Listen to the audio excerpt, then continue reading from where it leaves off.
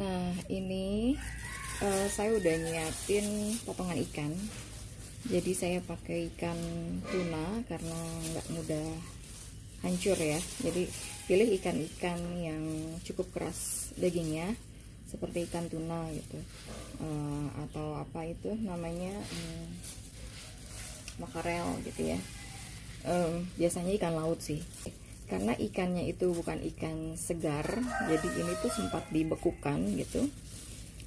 Yang saya maksud dengan ikan segar adalah ikan yang betul-betul baru diambil dari laut dan tidak sempat mengalami proses pengawetan seperti diesin dulu gitu. Nah, kalau udah diesin itu kita nggak bisa lagi sebut ikan segar ya. Jadi kalau ikan segar nanti bisa langsung kita proses menjadi pickle-nya. Nah, ini tahap awal kita harus membuat dia itu secure, aman. Kita garemin. Nah, teman-teman lihat prosesnya aja ya.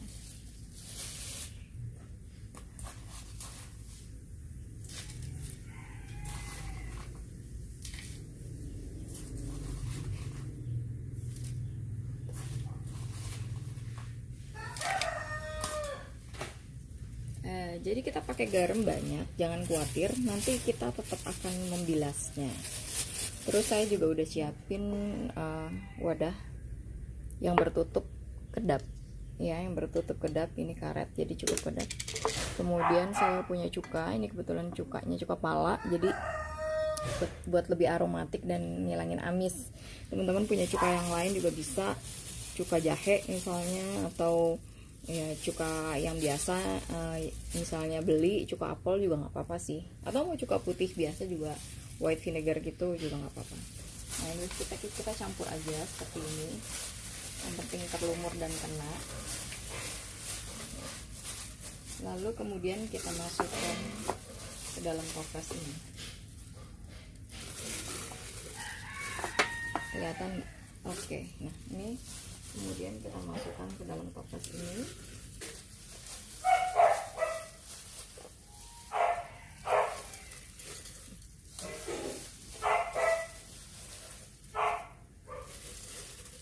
Jadi kalau garam takarannya lebih ke bisa setengah bahannya ya, jadi memang cukup banyak. Misalnya bahannya itu 200 gram, garamnya bisa sampai 100 gram. Sekali lagi ya, nggak usah khawatir karena nanti akan kita bilas. Dan ini kita tuang generous semuanya juga sampai kerendam.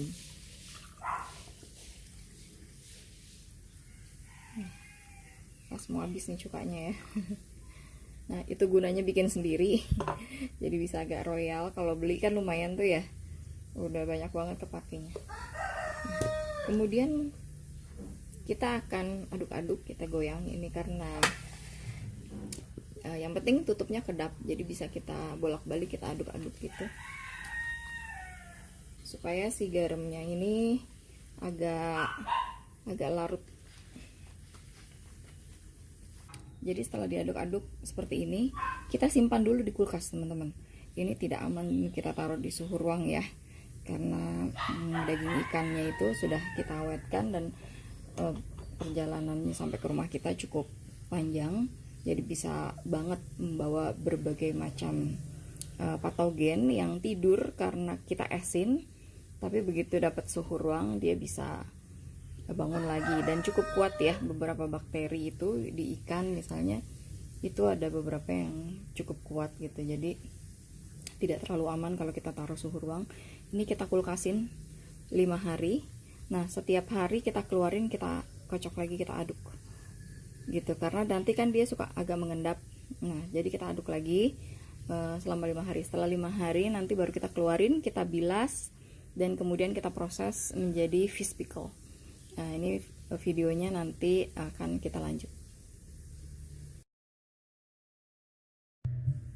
Ini selanjutnya setelah 5 hari ya. Ini kita lihat seperti ini keadaannya. Kita akan saring ya teman-teman. Nah, ini kita saring.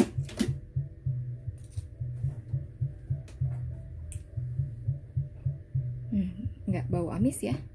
walaupun ikan tapi nggak bau amis. Nah, ini sudah, ikannya tetap mentah. Ada bagian yang memang kelihatan udah kayak mateng. Nah, ini seperti ini. Terus saya tinggal pindah wadah baru aja. Ya, ini kita bilas sedikit dengan air matang, air minum, supaya tidak terlalu asin karena kemarin garamnya kan cukup banyak.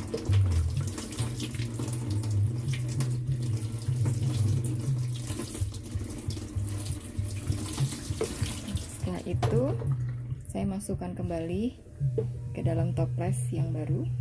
Teman-teman mau buat potongan ikannya lebih kecil-kecil juga boleh, tidak harus sebesar ini ya. Ini mungkin sekitar 2x2, yang bikin 1x1 juga bisa. Nah, kemudian sekarang saatnya kita pickling. Saya mau tambahin beberapa bumbu-bumbu. Yang pertama adalah sedikit garam. Ya, kemarin banyak yang tanya soal him salt. Ini saya pakai him salt, boleh ya. Ini untuk bumbuin ya, untuk picklingnya. Bentar, terus saya butuh gula. Nah, untuk gula sebetulnya selera ya, teman-teman mau isi berapa. Ini memang akan memberi nanti cita rasa supaya dia itu nggak terlalu asam asin, tapi juga ada nuansa manisnya. Saya pakai 3 sendok teh. Tenang aja, nanti airnya teman-teman nggak harus konsumsi. Jadinya kalau yang menghindari gula nggak akan makan sebanyak itu ya, gulanya nggak habis 3 sendok teh. Teman-teman yang mau pakai bumbu kering seperti oregano, basil, itu juga boleh ya, sesuai selera. Saya pakai bumbu segar aja, saya pakai serai pertama ini. Kemudian saya masukkan cabai besar, gak ada aroma pedesnya, walaupun rasanya nggak pedes ya. Saya masukkan cabai besar. Setelah cabai besar masuk, saya masukkan bawang bombay. Kemudian saya masukkan lagi cuka sampai terendam.